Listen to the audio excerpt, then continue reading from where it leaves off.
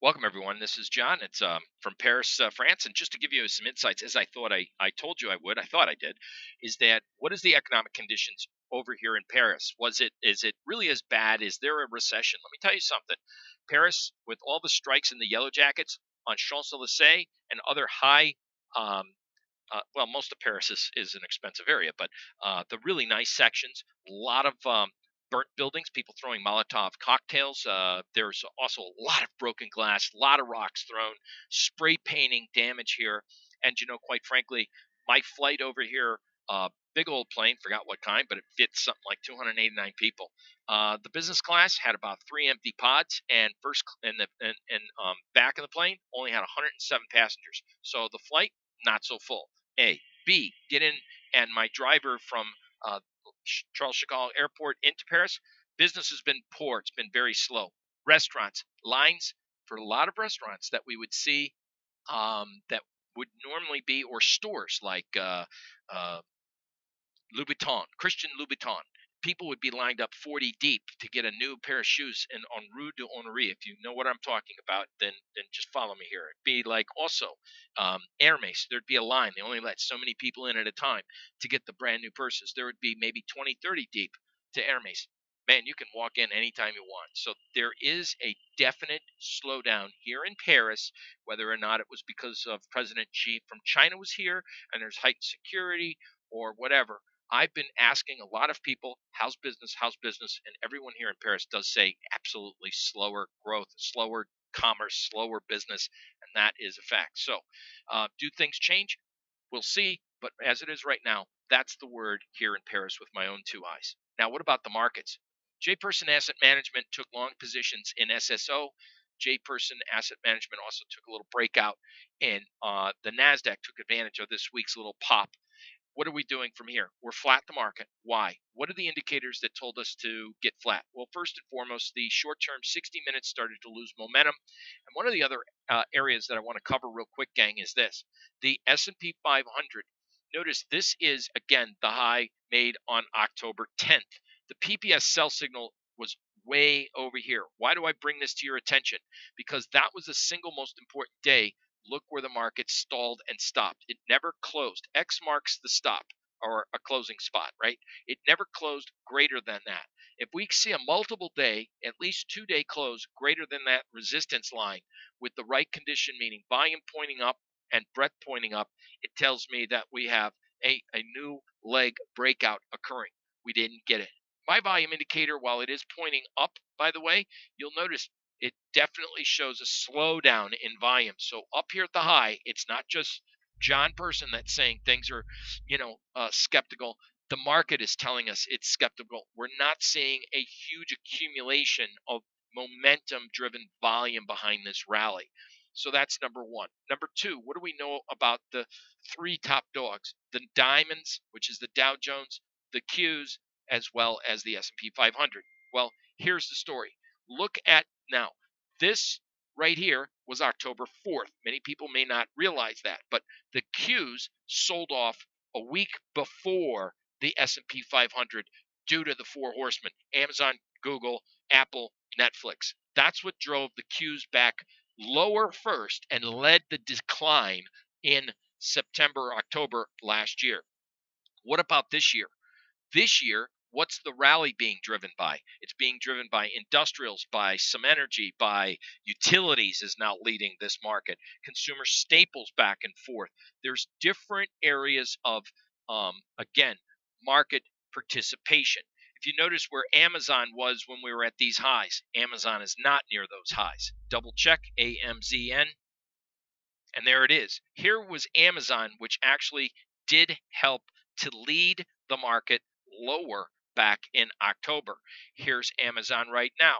It can't get out of harm's way, and it's not breaking out of old highs. There's your old quarterly pivot resistance, new quarterly pivot resistance. So this, until we break Amazon out, I would have to say, it may be a little bit of a struggle here. After all, markets, if the longer they've been in a sideways range, the bigger the breakout comes. But until they break out, it is absolutely still known as resistance. So I just wanted to bring that to your attention.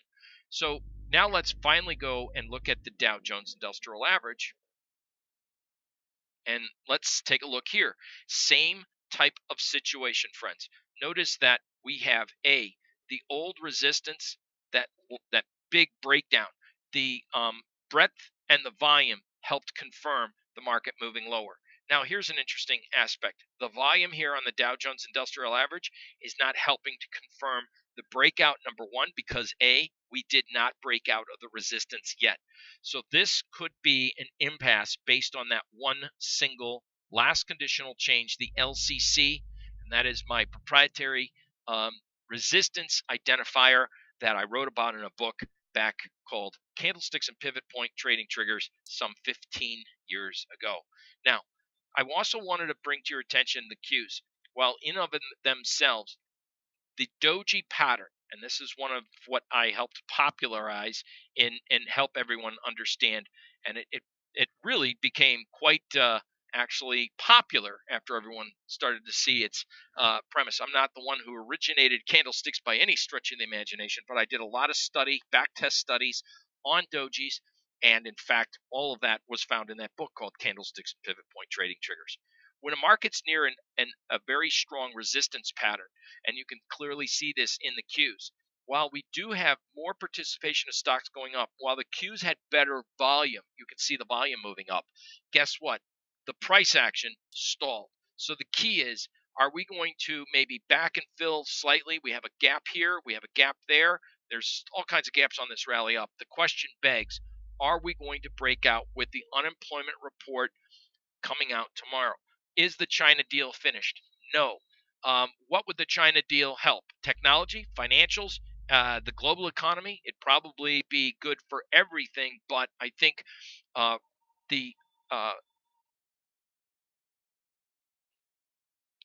intellectual property rights of technology companies and manufacturing, that's going to be the killer, the number one. So I think it would help multiple areas of businesses. So I think the market may be getting slightly ahead of itself until we get and I want to make sure I type this in, at very least a 2-day close. It needs a 2-day close. That's a 2-day close greater than that resistance line to help support.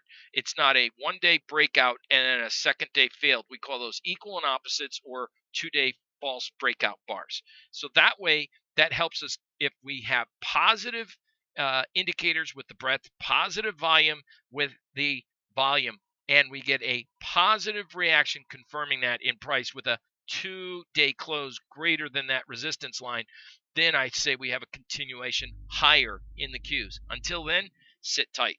So now with the Algo Optimizer in our trading room, let's take a quick review.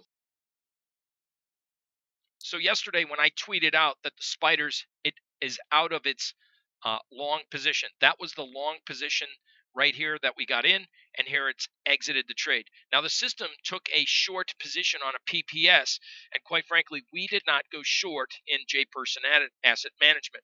Also note that the VXX, as it was moving lower, did not really move significantly lower as the S&Ps made a significant higher high. There was a slight divergence. Notice this volume indicator here. I keep pointing to this thing.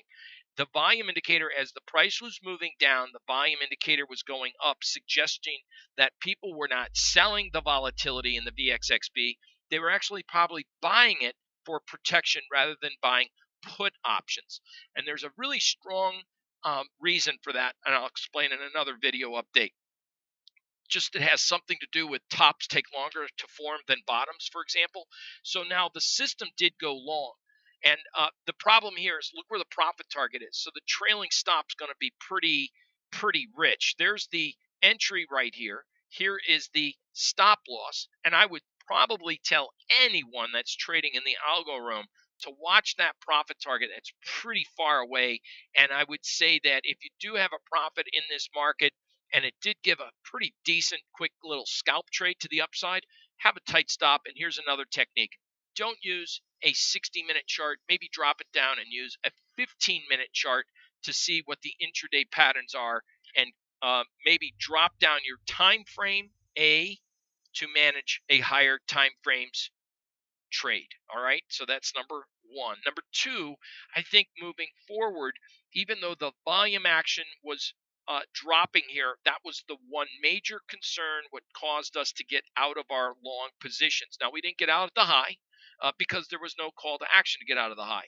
We trailed the stop. The stop system trailed. There was a stop and how it had exited. And then it went short because a new PPS sell signal ensued. So could we see maybe Thursday, Friday, a small little downdraft? Sure. The volume action supports at the very least, look at this, guys, ladies and gentlemen. This supports getting out of your long. Do I have enough information to go with an algo short? Not really.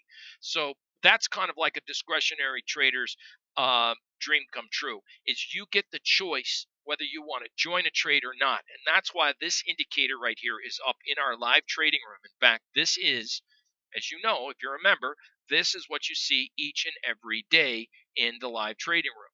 We try to scale this out so people can see whether or not they want to use this to confirm trades. Yesterday in the live trading room, this was the 15-minute price action. Look at the way things kind of worked around our volume indicator. Headed into the morning as we opened the trade for the day, volume was selling off. Again, not a lot of volume in the overnight action. And then what happened is we generated a quick short in the market. Now, does that short, is it confirmed by that volume trend moving lower and it drops below the zero line? Answer, yes. It has a very quick profit target and it trails the stop of the balance. If this kept falling and falling and falling and falling, you'd been out of half and you would have been trailing a stop on the balance. So that was a good setup.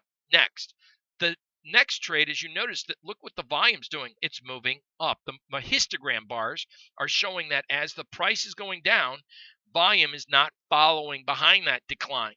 What happens? It generates a new fresh long because we have positive momentum in volume and the moving average lines are parting up. So there's two parts of this indicator, the moving average lines and the momentum behind the moving average lines. Gets out a half, trails a stop. Finally, look, how would you want to be long the market when the momentum of the volume is declining at that top? It goes short, here's your stop is readable, your first profit target, and the trailing, and the trade gets out of what? The position, because it max barred out. Great trade for an algo trader. Let's take a gander over here, crude oil. How did we do things with crude oil yesterday? So for that, we scroll over in time. Great trading. I mean, for a market that didn't go anywhere, and again, for you traders, you know, look, volume here is moving up, helps support along. Here's a short, got nicked for a couple ticks.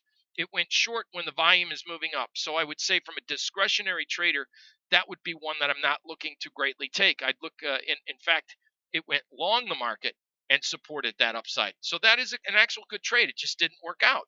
So now we get a question of volume going down and the price went down. In a market that didn't do anything as far as real trading ranges are concerned, it certainly worked well for us, especially using the volume. So yesterday was a nice profitable day at the end of the day in the crude oil, following the crude algo optimizer, along with confirming volume indicators. So that's a wrap up for what we are looking at.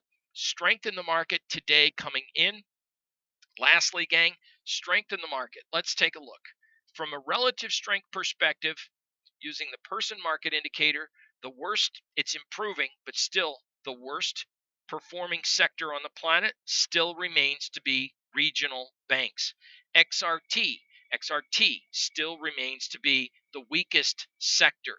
If it's fuchsia and red, that's not good. Strengthening or the strongest sector still is USO, which is not really it's an ETN, an exchange traded note on crude oil, but you have the semis. That is the strongest relative outperforming sector in the market. The semis, and again, that's the weight it has on technology, XLK.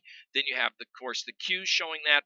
Then you have XLY, consumer discretionary, maybe because of the fact of the Amazon effect, housing, materials, and transportation. So what I don't see here is, and then we have one segment of the energy, which is oil service sector, is improving, and then XOP is up there, it's disimproving. It's kind of strange between the disconnect of energy, oil prices at 62, and the oil stocks, not especially oil and gas exploration, performing well with the market. Does that mean it's a lag? It means we're in a trading range. So with that said, everyone, I hope this information finds you well. It says not to be too complacent in the market. We still have a chance of breakdown, but we do not have information to get massive short this market by any stretch of the imagination. Thanks. Have a great morning.